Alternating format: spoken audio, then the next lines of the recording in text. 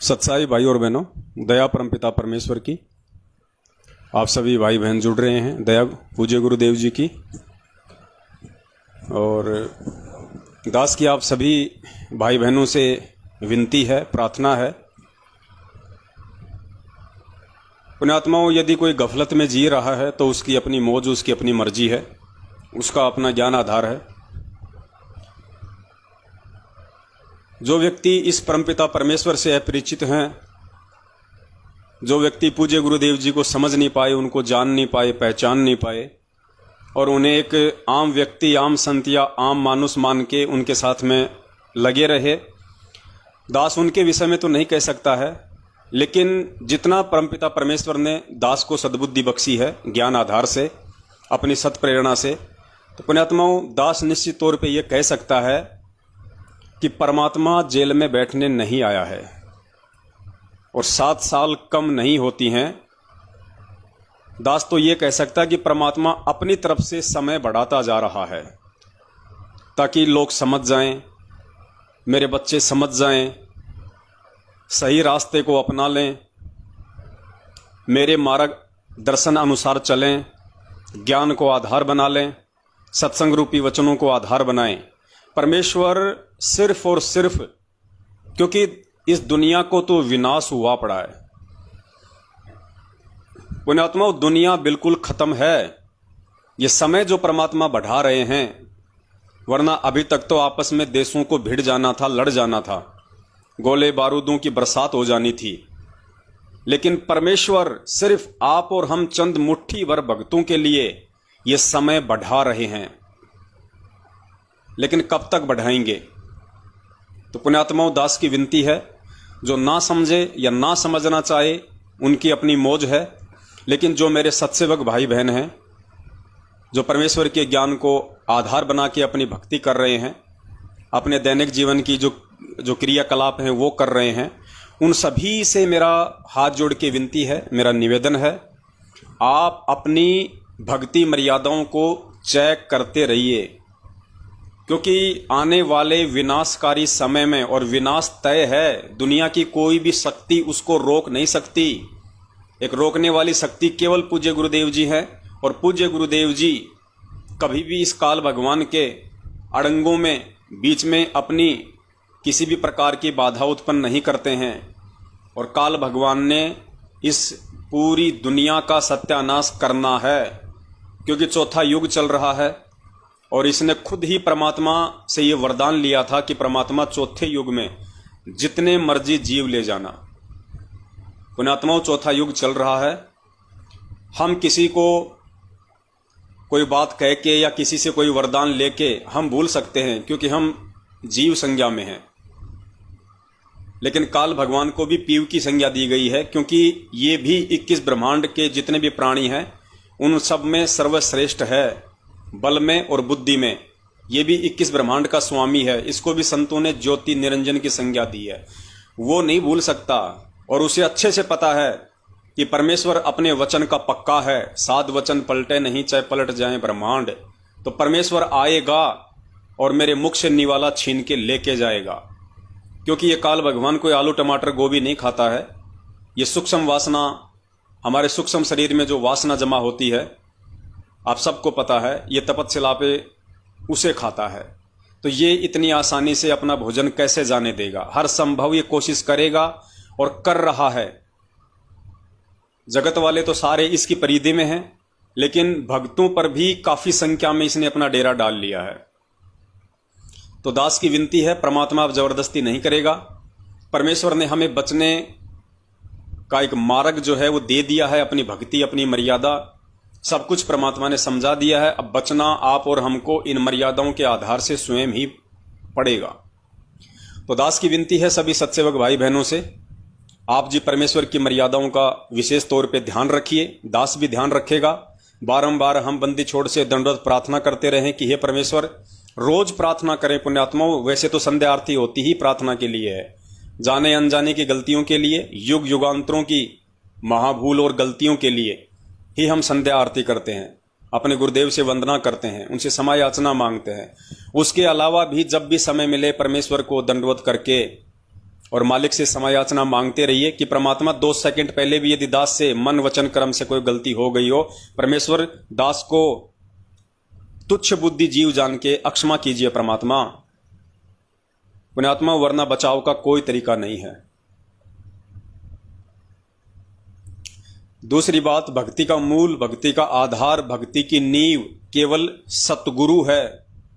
और जिन आत्माओं को यह बात समझ में नहीं आ रही अभी तक, जो आत्माएं अभी तक परमपिता परमेश्वर सतगुरु रामपाल जी भगवान को नहीं समझ पाए, उनको नहीं जान पाए हैं, वही आत्माएं उनकी शरण में होते हुए भी धोखा खा चुकी हैं और खाती जा रही हैं।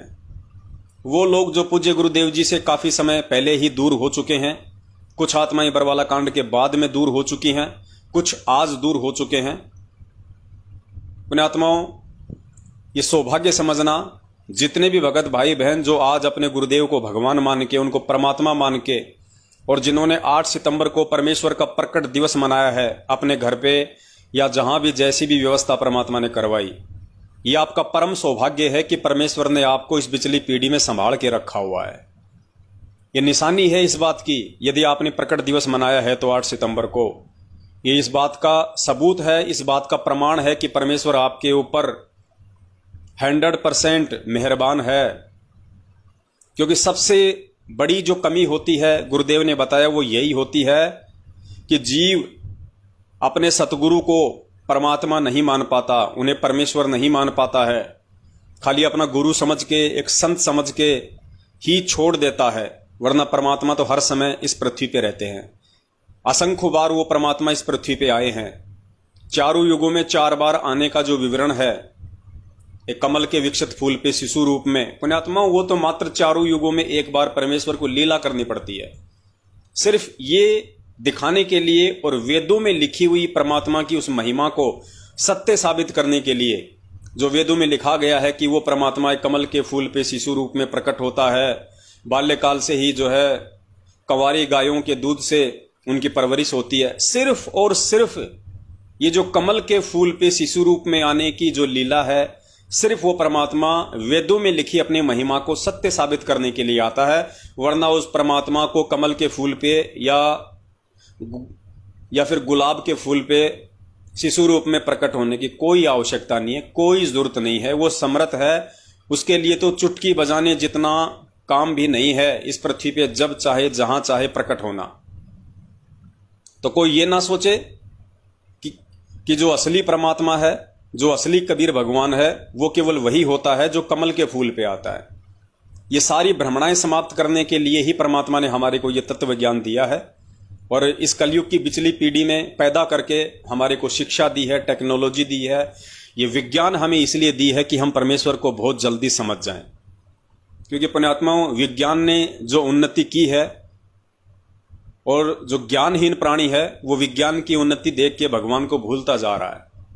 लेकिन गुरुदेव ने कहा कि जो मेरा हंस होगा वो विज्ञान से समझेगा, मुझे समझेगा, मेरे विधान को समझेगा और ज्यादा वो दृढ़ होगा परमात्मा में। अपने आत्मा कॉमन सेंस की बात है, विज्ञान किसने बनाई? लोग बोलेंगे भैया वैज्ञानिक ने बनाई। वैज्ञानिक कौन है भैया? एक इंसान है। इंसान को किसने बनाया भाई? परमात्मा ने बनाया। जब विज्ञान बनाने वाले वैज्ञानिक को परमात्मा ने बनाया है तो पुण्यात्माओं, ये विज्ञान बड़ी हुई या उस परमात्मा का वो तत्व ज्ञान बड़ा हुआ जो इस परमेश्वर ने आके आप और हम सबको दे दिया है। और ये विज्ञान तो गुरुदेव ने बताया कि इस परमेश्वर के तत्व ज्ञान के आगे छींट भर भी नहीं है, छींट भर भी, यानी ऊंट के मुंह में जीरे के समान भी नहीं है विज्ञान, ये टेक्नोलॉजी। ये भी तो परमेश्वर का दिया हुआ माल मटेरियल है जिसके आधार से वैज्ञानिक अपना शोध करते हैं, आविष्कार करते हैं। और गुरुदेव ने बताया कि 2 साल वर्षा ना हो, अनाज के दाने दाने के लिए तरस जाएंगे, त्राहीमान मच जाएगा। इनके रॉकेट, इनके हेलीकॉप्टर, इनके विमान सब के सब पृथ्वी पे पड़े रहेंगे, उनमें जंग लग जाएगी, कोई चलाने वाला नहीं बचेगा। तो जितना भी सब कुछ है, चाहे विज्ञान हो, ये सब कुछ उस परमेश्वर की देन है। और पुण्यात्माओं, आप और हमारा सौभाग्य कि हम उस परमपिता परमेश्वर, उस ज्ञान विज्ञान और उस तत्व ज्ञान के जन्मदाता परमपिता परमेश्वर सतगुरु रामपाल जी महाराज जी के भगत हैं। हम उनके शिष्य हैं, हम उनके अनुयायी हैं। और वो भी सत्सेवक के रूप में परमात्मा ने आप और हमें चुना है। ये वर्णन नहीं किया जा सकता पुण्यात्माओं।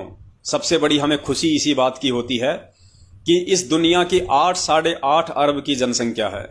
इस बेइंतहा भीड़ में से उस परमात्मा ने 27 वर्षों में 15-20 लाख लोगों को अपनी शरण में लिया था, और 15-20 लाख लोगों में से परमात्मा ने चंद मुट्ठी भर अपनी प्यारी आत्माओं को सत्सेवकों के रूप में अलग छांट दिया, जो परमेश्वर के मिशन को उनकी सत प्रेरणा और उनके आशीर्वाद अनुसार आगे बढ़ा रहे हैं।